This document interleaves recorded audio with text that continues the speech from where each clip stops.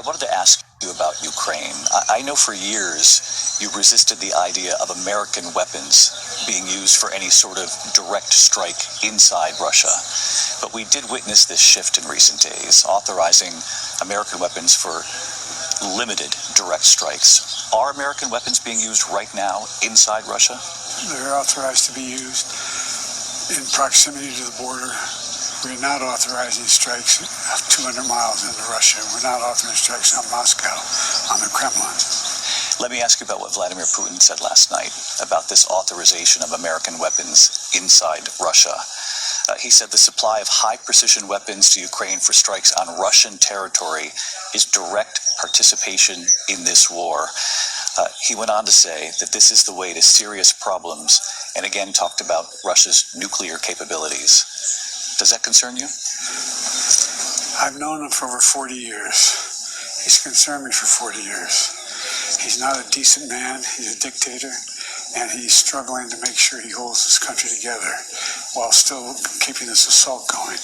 We're not talking about giving them weapons to strike Moscow, to strike the Kremlin, to strike just across the border where they're receiving significant fire from conventional weapons. Just announced that 4 Russian warships will arrive in Havana on June 12th next week for a 5-day port visit, so we can expect these exercises to begin by the end of this month. And in addition to those 4 Russian naval ships, we can expect to see Russian long-range bombers patrolling down the East Coast. Now, Russian ships have made port calls in Cuba before, and Russian long-range bombers have flown down the East Coast before. What makes this noteworthy is that it is the first time in 5 years that Russia has done both at the same time. Joe Biden has signed a new guidance on nuclear weapons. The U.S. is now officially going to be expanding its nuclear arsenal. This just the day before today, when a U.S. Air Force B-52N did a simulated nuclear strike on the Kaliningrad region.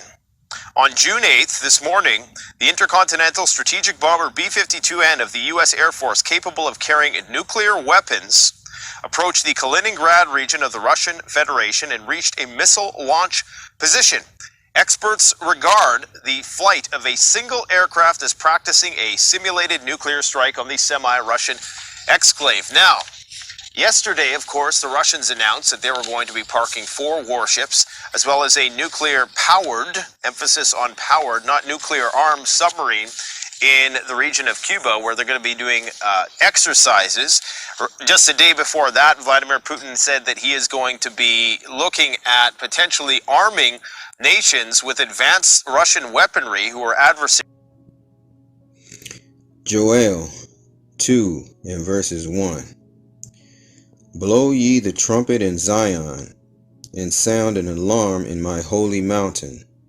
Let all the inhabitants of the land tremble, for the day of the Lord Yahweh Bahashem Yahushai cometh, for it is nigh at hand. All praises to Yahweh Bahashem Yahushai Bahashem Rekakwadash. Peace and blessings to the hopeful elect, and shalom to the believers, and double honors to the elders at Great Millstone. This lesson is entitled The Third Woe Cometh. The third woe cometh. Okay, so what we have here, you've seen the videos. All right, we have Russia and Babylon the Great, United States of America, ramping up their nuclear training. Okay, you had the one where the U.S. is simulating a nuclear attack on Russia. That has happened, and then you have Russia coming down the East Coast, and they're parking their nuclear submarine in the waters, okay, over by Cuba, okay, which isn't far from here. All right, so that's kind of an alarming situation, because we have violated their sovereignty, okay, by giving long range missiles to Ukraine, and this could spark the nuclear war. Okay, so these are rumors of wars. Okay, but we still have to warn you and keep you updated on these things. Okay. All right. So Ezekiel, we'll go to Ezekiel 12 and 22. And it reads, Son of man, what is that proverb that ye have in the land of Israel, saying, the days are prolonged, and every vision faileth? Tell them therefore, thus saith the Lord power, I will make this proverb to cease, and they shall no more use it as a proverb in Israel, but say unto them, the days are at hand, and the effect of every vision. For there shall be no more any vain vision, nor flattering divination within the house of Israel. For I am the Lord, Yahweh Bashem Yahushai. I will speak, and the word that I shall speak shall come to pass. It shall be no more prolonged. For in your days, O rebellious house, will I say the word, and will perform it, saith the Lord power. Okay? And that's what's happening now, okay? Let's go to Revelations 11 and 14. The Lord is no longer prolonging, okay? These prophecies are coming to pass, all right? Revelation 11 and 14. The second woe is past, and behold, the third woe, or third world war, cometh quickly.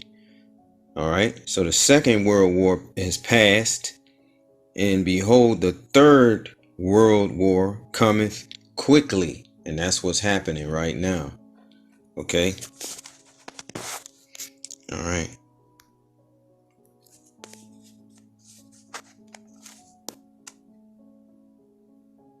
Matthew 24 and 6. And ye shall hear of wars and rumors of wars. See that ye be not troubled, for all these things must come to pass, but the end is not yet. Okay.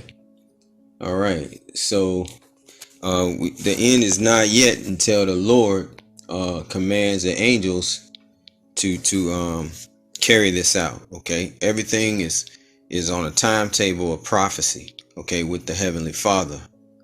Okay. Let's read that. 2nd Esdras chapter 4 verses 37. By measure has he measured the times, speaking of the Most High, and by number has he numbered the times, and he does not move nor stir them until the said measure be fulfilled. So that's in regards to the prophecies. These prophecies must be fulfilled. It is 2nd Esdras 4 and 29. Speaking of the end, okay. If therefore that which is sown be not turned upside down, okay, and that being the wickedness of this rulership of Esau Edom, and if the place where the evil is sown pass not away, then cannot it come that is sown with good.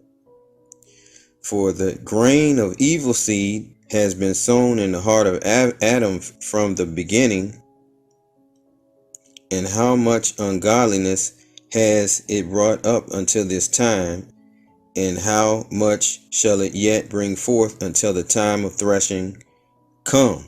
Okay, so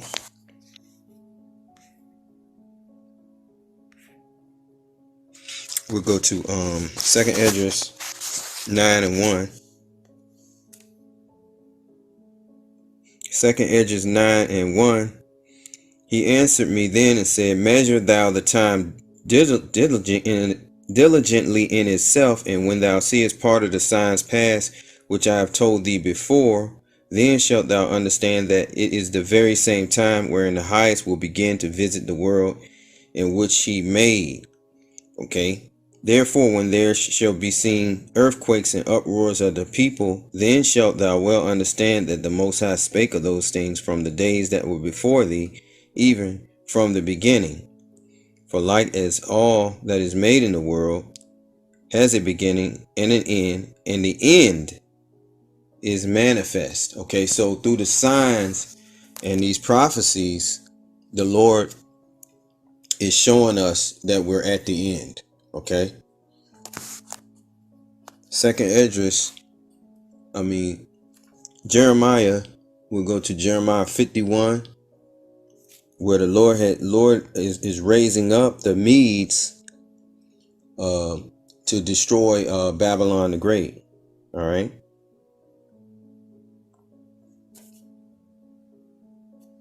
And we'll go to Isaiah first. Salakia. Isaiah 13 and 17. And it reads, Behold, I will stir up the Medes against them, that's the Russians, which shall not regard silver, and as for gold, they shall not delight in it. Their bows, which is their nuclear missiles, their intercontinental ballistic missiles, their bows also shall dash the young men into pieces, and they shall have no pity on the fruit of the womb. Their eyes shall not spare children.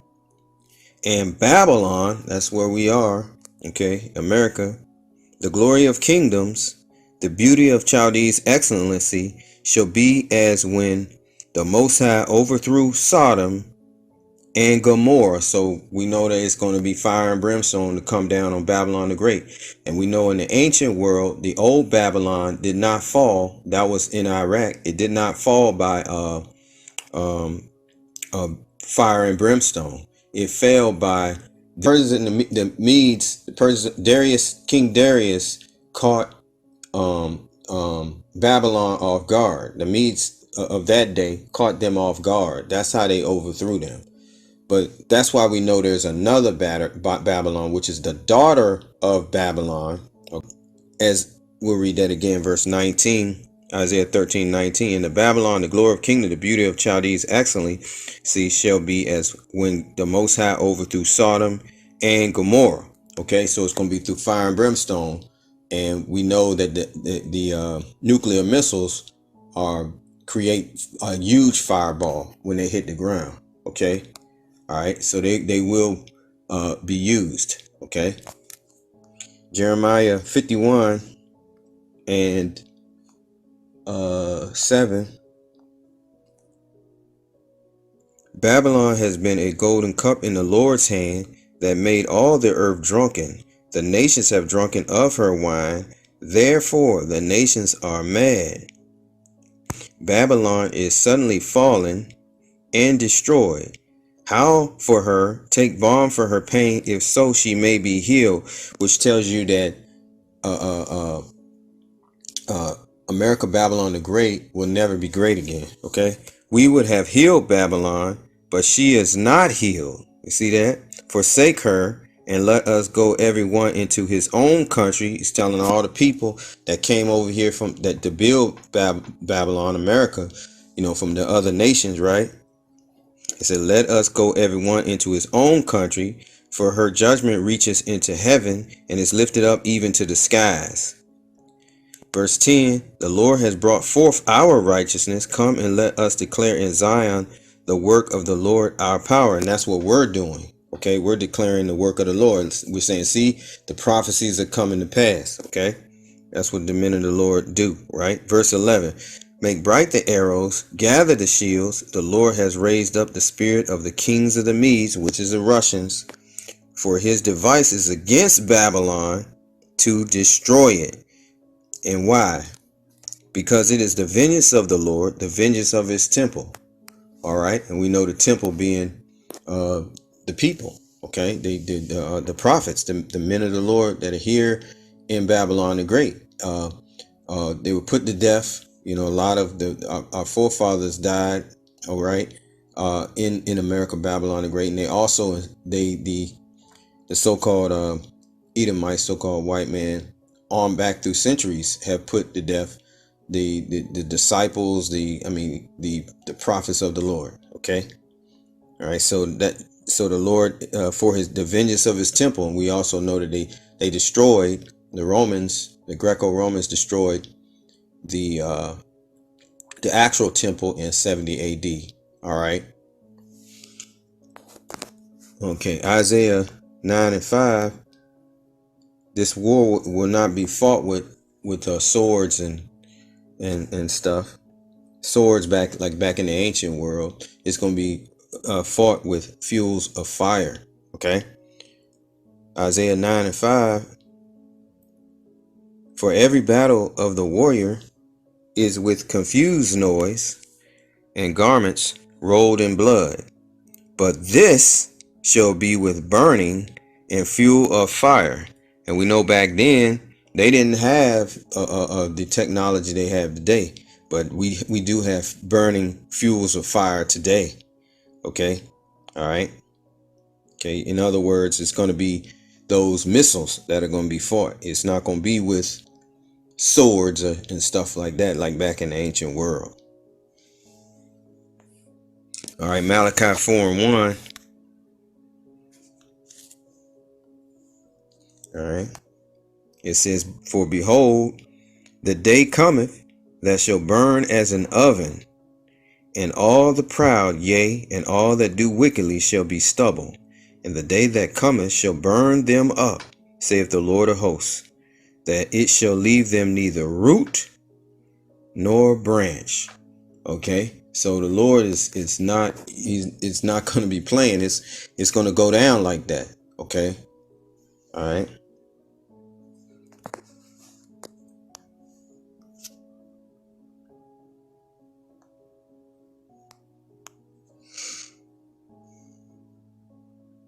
All right, so Zechariah 14:12. All right. And this shall be the plague wherewith the Lord will smite all the people that have fought against Jerusalem. And Jerusalem is a people before it's a place. Their flesh shall consume away. This is the nuclear strikes. Okay. And fire and brimstone. Their flesh shall consume away while they stand upon their feet, and their eyes shall consume away in their holes, and their tongue shall consume away in their mouth. All right. So you see that the Lord this is prophetic. Okay. It's coming. It's going to come to pass. All right. Something has to be kind of hot to burn your eyes out of your sockets, right?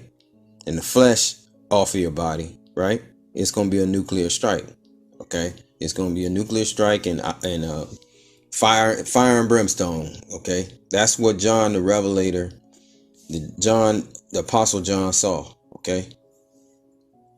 Second Esdras, chapter 16, and verses 12. The earth quaketh, and the foundations thereof. The sea arises up with waves from the deep, and the waves of it are troubled, and the fishes thereof also, before the Lord and before the glory of His power. And we see that happening now. We see the whales swimming all crazy. If you look on TikTok, it's showing you all kinds of images of animals just acting weird, right? Verse 13, for strong is His right hand that bendeth the bow, His arrows that He shooteth are sharp, and shall not miss when they begin to be shot into the ends of the world. Okay, arrows are going to be shot from the end from the ends of the world. Okay, you see that?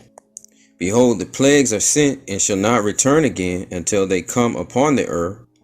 The fire is kindled and shall not be put out till it consume the foundation of the earth. Like as an arrow which is shot of a mighty archer returneth not backwards, even so the plagues that shall be sent upon the earth shall not return again. So we're hearing of these rumors of wars, and everything is ramping up. Okay? The third woe is coming. Shalom.